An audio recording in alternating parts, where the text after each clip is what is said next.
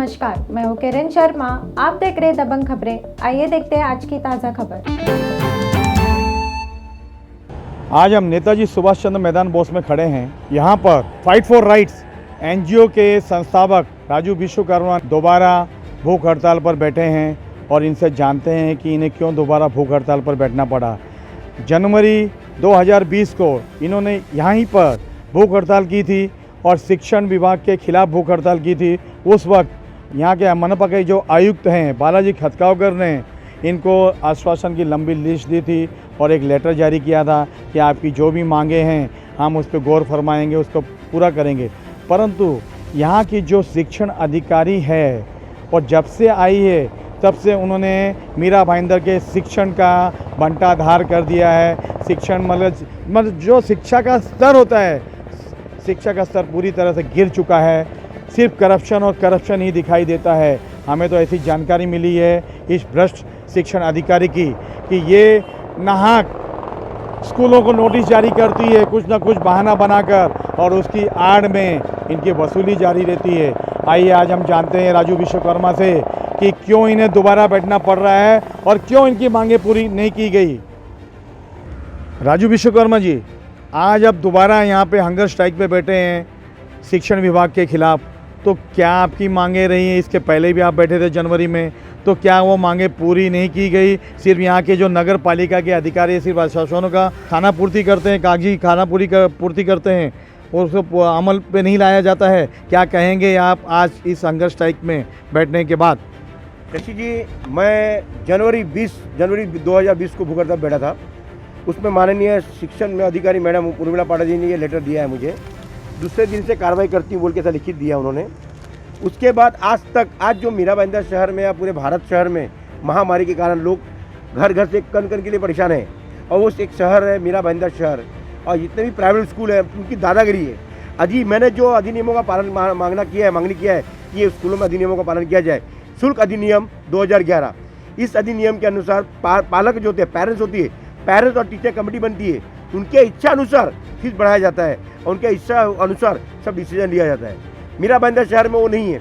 आज माननीय आयुक्त साहब आए हुए हैं, उनको भी अधिनियम 2009 का मालूम नहीं है। अधिनियम 2009 का माननीय आयुक्त साहब को पूरा अधिकार दिया गया है हर स्कूल पे एक्शन लेने का। वो अधिनियम 2009 यहाँ पे लिखा हुआ है, यहाँ पे पूरा पेपर हमारे पास डॉक्यूमेंट लेके बैठे हुए हैं। शासन ने निर्णय किया है और राजपत्र यानी कि एक्ट बनाया है, उस एक्ट के अनुसार स्कूल चलाना है। पर ये पालक आज किस तरह मर रहे हैं, धड़पड़ रहे हैं। आप अच्छी तरह से आपने भी कुछ कवर किए। अब आरकेबी स्कूल दादागिरी फुल करती है, नोटिस क्यों नहीं इश्यू करते स्कूल को? हर 3 वर्ष में एक बार पुनः मान्यता दिया जा रहा है। अब हमें माननीय पांडे मैडम ने लिख के दिया है स्कूल बंद है, शाला बंद है। शाला बंद है तो फीस कब चालू है भाई? ऑनलाइन है तो ऑनलाइन का फीस दीजिए ना।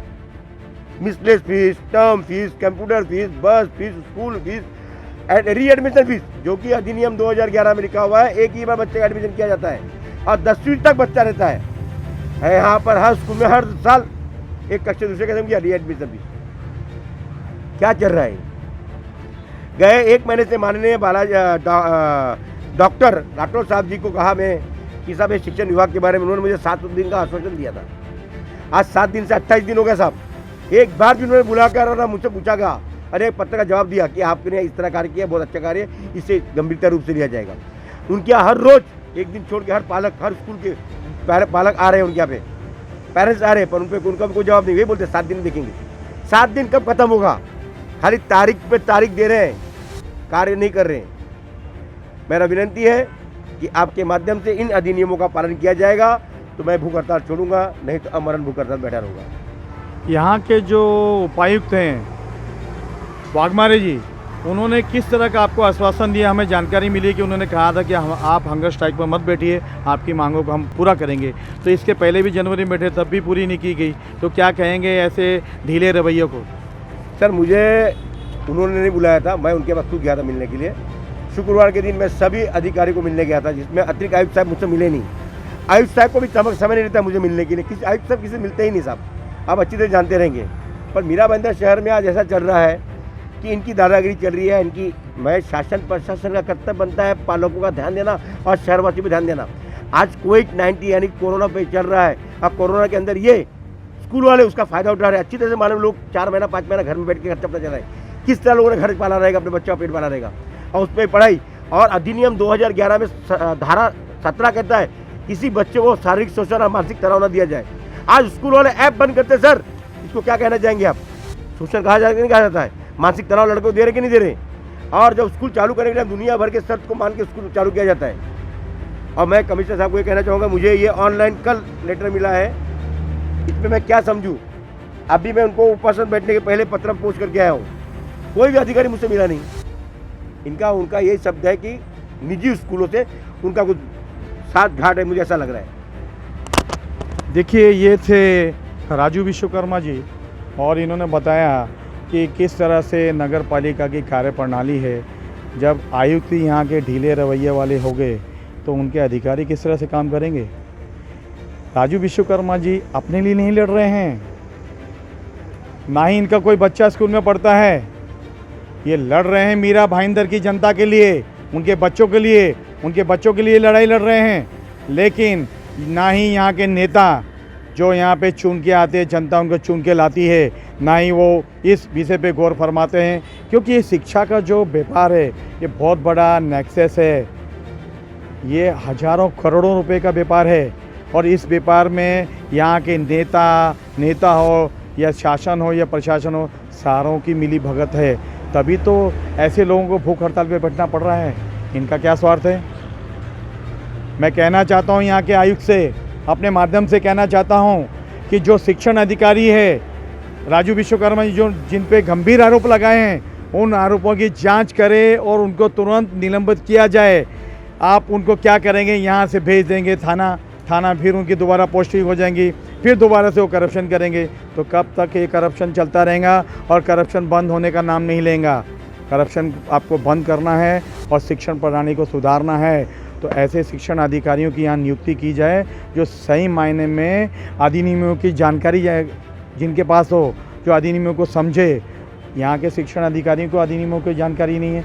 अब इन राजू विश्वकर्मा जी कहते हैं कि आयुक्त को जानकारी नहीं है, तो क्या होगा इस शहर का? इस शहर का कुछ नहीं होगा, सिर्फ ढाक के 3 पात हो गए और बंटाधार होगा। यूं ही पेरेंट्स, यूं ही पालक यहाँ पे धक्के खाते रहेंगे, उनके लिए लोग जो आमरण अनशन करते रहेंगे, भूख हड़ताल करते रहेंगे, परंतु होना जाना कुछ नहीं है। कागजी खाकों में फाइलें बंद हो जाएंगी। हम मीरा भाईंदर की जनता और दर्शकों को बताना चाहते हैं, हमारे हाथ में एक लेटर है कि पुलिस ने इन्हें आग्रह किया है कि आप जो अनशन कर रहे हैं, भूख हड़ताल कर रहे हैं, उसको स्थगिति दी जाए और उसको जो है आप ना करें, कोरोना काल चालू है। और ये पत्र व्यवहार इन्होंने मीरा भाईंदर महानगर पालिका को भी दिया है कि जो ये भूख हड़ताल में बैठ रहे हैं राजू विश्वकर्मा जी, उनको स्थगिति दी जाए, मतलब उसको रद्द किया जाए, उनकी मांगों को गौर फरमाया जाए और आप उस भूख हड़ताल को जो टाला जाए। लेकिन मीरा भाईंदर के आयुक्त ने ना ही इस पर गौर फरमाया, ना ही अधिकारियों ने गौर फरमाया। आखिरकार में इन्हें भूख हड़ताल में बैठना पड़ा। और इसके पहले भी बड़ी प्रमुखता से हमने खबर चलाई थी, मनसे की मीरा भाईंदर मनसे की इकाई ने गेट के बाहर प्रदर्शन किया था, पालकों के साथ प्रदर्शन किया था। उसके बावजूद भी शिक्षण अधिकारी को ऊपर ना कोई कार्रवाई की जा रही है, ना ही शिक्षण विभाग के ऊपर कोई ऐसी गौर फरमाया जा रहा है ताकि शिक्षा का यहाँ का स्तर जो है सुधारा जाए। दोस्तों, मैं राजू विश्वकर्मा, रात 9:40 हो रहा है।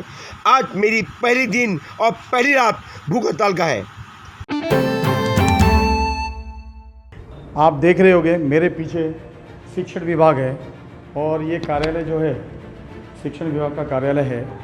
ये इस कार्यालय को काफ़ी वर्षों तक ग्रहण लगा हुआ है। यहाँ जो भी अधिकारी शिक्षण अधिकारी आता है वो थोड़े दिनों में आके करप्ट हो जाता है। ये सिर्फ अपनी जेबें भरने के लिए आते हैं और साल 1.5 साल यहाँ रह के फिर वापस चले जाते हैं। और बड़े मज़े की बात है, इन शिक्षण अधिकारियों के ऊपर महानगर पालिका का कोई अंकुश नहीं है, क्योंकि इनकी जो रिक्रूटमेंट है वो राज्य सरकार से की जाती है और इसीलिए ये महानगर पालिका के आयुक्त को भी अपनी जेब में डाल के रखते हैं। यहाँ के शिक्षण अधिकारी जो हैं पार्थी मैडम, उनके बारे में कितनी शिकायतें पिछले 1 साल से शिकायतें चल रही हैं, परंतु यहाँ पे जितने भी आयुक्त आए किसी भी आयुक्त ने उस पर गौर नहीं फरमाया। यही वजह रही है कि आज अभिभावकों को और राजनेताओं को पार्टियों को रोड पे उतरना पड़ रहा है, तो कहीं भूख हड़ताल पे बैठना पड़ रहा है लोगों को। यही इसकी वजह रही है। मेरा सरकार से कहना है, सबसे बड़ी कमी है तो यहाँ महाराष्ट्र सरकार की है, जिन्होंने गाइडलाइन ही नहीं जारी की है। गाइडलाइन जारी की होती कि इस कोरोना काल में अभिभावकों को मिसलेनियस जो एक्सपेंस है उसमें छूट दी जाए, परंतु उन्होंने गाइडलाइन नहीं जारी की।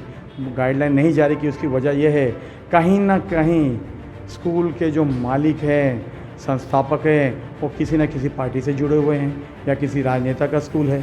यही वजह है कि जो भी सरकार आती है वो शिक्षण विभाग पे ध्यान नहीं देते हैं, क्योंकि सबकी मिली भगत होती है। हज़ारों करोड़ों का ये बड़ा व्यापार है। इस व्यापार के चलते तो कहते हैं ना, राजनेता बनते हैं, जो रोडपति होता है वो करोड़पति बन जाता है। यही वजह रही है कि महाराष्ट्र का जो शिक्षा का स्तर है वो धीरे धीरे गिरता चला जा रहा है और इस पर कोई अंकुश नहीं आ रहा है।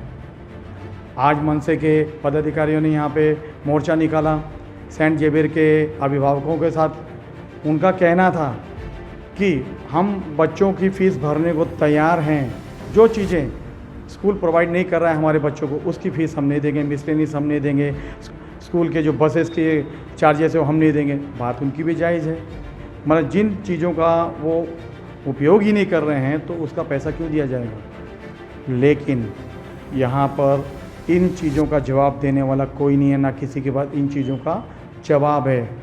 सिर्फ यही है कि अधिकारियों को मिला जाता है, आयुक्त को मिलते हैं और उपायुक्त बागमारी जी को मिलते हैं। आज हमने यहाँ के जो उपायुक्त बागमारी जी से बात की, उनके पास शिक्षण विभाग का चार्ज है। उन्होंने कहा कि हमारे पास लिमिटेड अधिकार हैं और जो भी अधिकार हैं वो राज्य सरकार के हैं, तो हमारे हाथ तो बंधे हुए हैं, तो हम इस पर कोई भी डिसीजन नहीं दे सकते फ़ीस के मामले में। श्री राजू विश्वकर्मा जी, उन्होंने 21 जनवरी 2020 में उपोषण किया था। उसमें आरटीए के अंतर्गत महापालिका को जो कार्रवाई करनी है, जो स्कूल आरटीए के अंतर्गत उसका पालन करते कि नहीं, उसके बारे में उन्होंने इन्फॉर्मेशन मांगी थी, उसको क्वेश्चन किया था। उसमें कहा था कि हम 1 महीने के भीतर उस पर कार्रवाई करके आपको इन्फॉर्मेशन दे देंगे। लेकिन उसके बाद कोरोना का फैलाव हो गया। उस संक्रमण की वजह से पूरी महापालिका के अधिकारी कर्मचारी उसमें उसी काम में जुटे हैं और इन्फॉर्मेशन देने के लिए उनको टाइम वगैरह मिला नहीं। अभी शासन के निर्देश के अनुसार स्कूल फिजिकली बंद है, ऑनलाइन एजुकेशन वगैरह चालू है। हमने राजू जी से बात की, उनसे भरोसा ये दिला है कि हम एक कोरोना का प्रकोप थोड़ा सा कम होने के बाद आपकी जो भी मांगे है उसके अनुसार स्कूल आरटीए के अंतर्गत उस पर कार्रवाई करती है नहीं, उसका इम्प्लीमेंटेशन करती है कि नहीं, उसकी जानकारी देंगे। और जो स्कूल का काम नहीं करते उनको जो कायदे के अनुसार जो भी कार्रवाई है वो कर देंगे। हमारी उनसे यही विनती की थी कि आप कोरोना का प्रकोप है, इसलिए आप अभी उपोषण मत कीजिए। सर, मेरा एक और आपसे जानकारी लेनी है कि ये जो पेरेंट्स जो हैं, आज कोरोना काल में कहीं ना कहीं लोगों की नौकरियां चली गई, काम धंधे बंद हो गए हैं, कहीं नौकरियों पे हैं तो उनकी पगार जो है 25-30% कम कर दी गई है। तो उस पीरियड में भी प्राइवेट स्कूल जो उनको प्रेशर कर रहे हैं फीस के लिए, जबकि सरकार ऐसी कोई गाइडलाइन नहीं दे रही कि फीस भरनी ही नहीं भरनी है। तो सर ये इसको कहाँ तक आप जायज़ समझते हैं सर कि बार बार नगर पालिका के बाहर प्रदर्शन होते हैं, पार्टियाँ प्रदर्शन करती हैं, पेरेंट्स आते हैं, तो इसको कैसे रोकथाम करेंगे? पेरेंट्स का जो हमारे पास निवेदन आया था कि स्कूल का फीस वगैरह कोरोना की वजह से हमारे काम धंधे बंद है, फीस कम होनी चाहिए। शासन ने उसके अनुसार निर्देश दिए थे कि जो हम अभी ट्रांसपोर्ट फैसिलिटी अगर अवेलेबल नहीं करते अभी, तो उसका चार्जेस वगैरह लेना नहीं चाहिए। जो भी है जितना कमाए वो कम ही ले इंस्टॉलमेंट वगैरह पेरेंट के लिए अलाउ करें। उसके अनुसार हमने स्कूल को रिटर्न में एप्लीकेशन वगैरह निर्देश दिए थे कि शासन के जो भी निर्देश है उसका पालन करें और पेरेंट्स को राहत वगैरह दे दें। तो मैं उन पालकों को कहना चाहता हूँ कि आप नाहक अपना जो है टाइम बर्बाद कर रहे हैं। जो पार्टियां आपको कहती हैं और पार्टी वालों के साथ झंडा डंडा लेके चल पड़ते हैं, तो नाहक अपना समय बर्बाद कर रहे हैं। अगर आपको करना ही है, पालक जो है मिलकर हाई कोर्ट में रिट पिटीशन दाखिल करें तो ही उनका उद्धार हो सकता है, वरना उनका उद्धार नहीं हो सकता। नहीं तो इसी तरह से उदासीन शिक्षण विभाग जिनको ग्रहण लगा हुआ है और जो अधिकारी आता है वहाँ या सिर्फ जेबें भरने के लिए आता है, वो आपका कभी भला नहीं कर सकते और उनसे आप कतई उम्मीद मत कीजिएगा कि वो आपके बच्चों का भला करेंगे। कैमरामैन आलोक कुमार के साथ सतीश शर्मा।